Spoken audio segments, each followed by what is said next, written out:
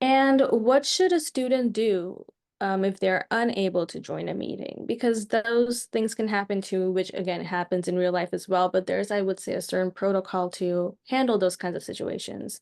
What would you say? Just to give a heads up and let them know as soon as you know you can't make it, just that you won't be able to make it.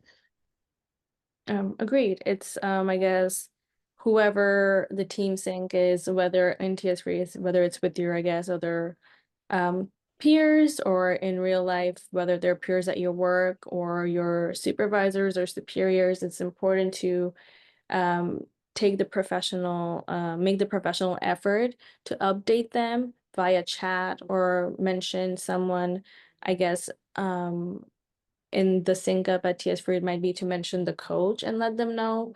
In real life, it would probably entail mentioning your superiors or supervisors, but it's important to let people know if you cannot make it, or else it's considered unprofessional and inconsiderate.